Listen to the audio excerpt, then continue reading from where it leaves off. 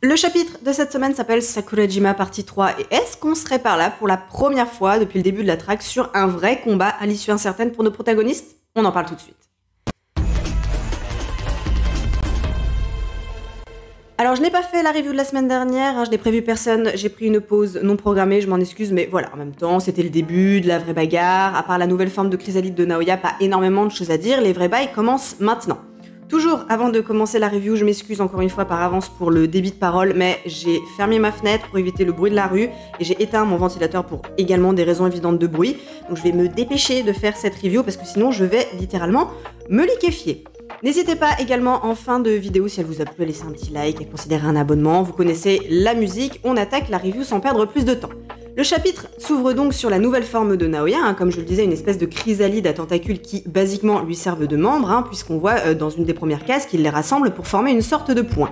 La semaine dernière, au vu des réactions sur les réseaux sociaux, certains d'entre vous, pour ne pas dire beaucoup, ne donnaient pas cher de la peau de Noritoshi, c'était pas si loin de la vérité, puisqu'il nous dit que s'il n'avait pas fait une sorte de bouclier avec son sang pour se protéger de l'attaque de Naoya, il aurait perdu bras et tête. En d'autres termes, qu'il serait mort, ce qui nous prouve bien que Naoya, en termes de puissance, il est pas venu pour faire de la figuration, et on va maintenant s'arrêter sur la réflexion que fait Noritoshi sur le fait que, une seconde d'hésitation, c'est la mort, et qu'il n'aura d'autre choix que de se donner à fond, et même plus que de donner son maximum s'il escompte s'en sortir.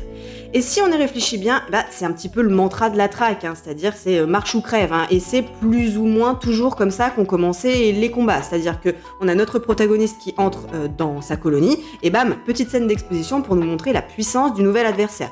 Mais là, quand même, on a ce petit supplément odeur de mort qui flotte dans l'air. Ça m'a fait penser un peu au combat Reiji Megumi, c'est-à-dire qu'on sentait pas du tout cette forme de respect qu'on a pu voir pendant le combat de Yuji, de Yuta, et même celui d'Akari en un sens. Non, là, tout de suite, on sent une forme d'agressivité, même si elle peut évidemment facilement s'expliquer au vu du contentieux Naoya Maki. On en revient au chapitre. Noritoshi utilise une des capacités de sa technique de manipulation des émacies, élan des écailles rouges, qui lui permet de contrôler les caractéristiques de son sang sous tous ses aspects. On le voit à la marque de X qu'il a sur l'œil. Là, Naoya, à ce moment-là, lui fonce de nouveau dessus, mais c'est sans compter sur Maki qui arrive à l'intercepter. Et là, quand même, je voudrais qu'on souligne la vitesse de Maki qui arrive encore à ce moment-là du chapitre à rivaliser avec celle de Naoya. Noritoshi, là, clairement, lui en doit une de nouveau. Néanmoins, il sait se rendre utile, il lance Lien du sang, cette technique qui transforme son sang en une espèce de filet pour immobiliser son adversaire.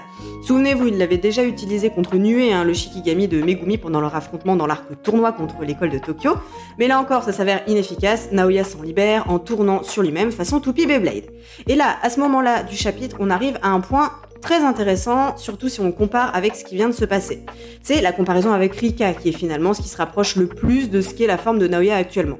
On sait que Rika a gardé une forme de conscience après que Yuta l'ait maudit, mais là on est sur un niveau au-dessus, selon moi. Et on va le voir juste après, non seulement le mec a level up dans la force brute, dans ses capacités, dans la mesure où elles semblent toutes être poussées à leur maximum, mais aussi que son intelligence du combat reste intacte. Le fait de tourner sur lui-même pour se libérer des liens du sang de Noritoshi dénote quand même d'une intelligence certaine. Et également, ce qu'on peut noter, c'est la façon très claire finalement dont il s'exprime, encore une fois, pour l'humain qu'il n'est plus. Et là, effectivement, la comparaison avec Rika est encore une fois inévitable, c'est-à-dire que quand Rika parle, c'est en général avec des phrases assez simples et quasi uniquement centrées sur le personnage de Yuta, et même ça s'explique facilement également au vu de leur histoire, mais bref, il parle sur un niveau de langage, j'ai l'impression, assez similaire de quand il était humain, et aussi, et surtout, et je finirai là-dessus au niveau de la comparaison, il semble avoir tous les souvenirs de sa précédente vie, puisqu'il se souvient de qui est Noritoshi, et surtout de sa position de futur chef du clan Komo, même si il ne semble pas avoir eu le mémo de Kenjaku. Alors c'est un peu tôt pour parler d'échelle de puissance entre les différents fléaux, mais on nous le pose vraiment, comme je le disais juste avant, comme un fléau très puissant, un des plus puissants, surtout quand on va voir quel genre de dégâts il va réussir à infliger à une Maki qu'Akutami nous montrait comme toute puissante jusque-là. Un monstre, comme disait Momo, ça pose quand même la difficulté de cet affrontement. Surprise ensuite qu'il n'en est pas vraiment une, Naoya est toujours capable d'utiliser son sort, la technique de projection. Je dis que c'est pas vraiment une surprise dans la mesure où les semaines précédentes, on a bien vu que Naoya avait conservé toute sa vitesse, qui était déjà son point fort quand il était humain. Donc ça paraissait plutôt logique qu'il conserve une des fameuses techniques du clan Zenin. celle de la projection, je vous refais pas l'exposé, la décomposition du mouvement en 24 images par seconde, mais petite subtilité ici, il ne l'utilise pas directement sur un mouvement de son adversaire, mais il fige l'air pour ensuite créer une explosion en le frappant. Dans ce cas précis, ça permet bien à Naoya de se dégager de Maki et Noritoshi. Naïveté de ce dernier de penser que Naoya fuit le combat, et l'espace d'un instant ça m'a fait rire en imaginant que le combat se terminerait comme ça. Évidemment que non, Naoya part dans les airs, prendre de la vitesse pour mieux fondre à nouveau sur ses adversaires. Maki dit, je cite, « savoir comment le recevoir », une référence directe à leur combat du chapitre 151, quand elle avait décidé à ce moment-là d'attendre que Naoya arrive sur elle avec sa technique pour mieux le prendre à revers et mettre fin à un combat. Rappelez-vous, ce moment où elle écarte les bras pour lui faire, je cite, il me semble que c'est un gros câlin ou quelque chose comme ça. Et bien là, elle cherche à faire la même chose, le laisser venir pour contre-attaquer, sauf que cette version de Naoya est autrement plus forte que la précédente, si je puis dire, et que ça ne se passera pas comme il y a quelques jours dans la timeline de Jujutsu, et ça laissera Maki sonner, c'est le moins qu'on puisse dire. Habilité supplémentaire que lui confère sa nouvelle forme, Naoya peut emmagasiner de l'air par une de ses ouvertures et le relâcher d'un seul coup, un peu à la manière d'un jet, pour encore gagner un peu plus en vitesse. Et c'est ce qu'il fait, donc en tournant, jusqu'à, et c'est comme ça que se termine le chapitre, s'écraser totalement sur Maki à une vitesse équivalente à celle de Mach 3, donc 3 fois le mur du son, donc 3704 km/h. Et je ne vais pas vous faire un cours de physique maths parce que je suis extrêmement mauvaise dans ces deux disciplines, mais vous n'êtes pas sans savoir qu'un objet, s'il prend de la vitesse, devient plus lourd. Si vous laissez tomber une pièce de 2 € en dessous d'un immeuble, je vous conseille pas trop de vous la prendre sur le coin de la tronche. Et là c'est pareil, mais avec un objet, enfin un Naoya, on va dire, de plusieurs dizaines voire centaines de kilos. Ajoutez à ça la vitesse, donc les 3700 km/h, je vous laisse imaginer le poids qu'il fait à son point d'impact, probablement plusieurs tonnes, d'autant plus que d'après quelques recherches, j'ai vu que ça dépendait aussi de sur quelle surface tombe l'objet. Donc quand on sait que le corps de Maki est aussi dur que de l'acier, ça a dû pas mal piquer.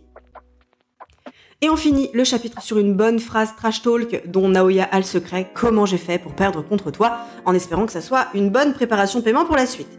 Rendez-vous compte, le mec va si vite qu'une Maki avec tous ses sens développés n'arrive pas à le suivre le mouvement, et encore moins contre-attaquer à ce moment-là de l'histoire. Vraiment, je crois que ça a rarement été, voire jamais été aussi mal engagé pour un des protagonistes de la traque.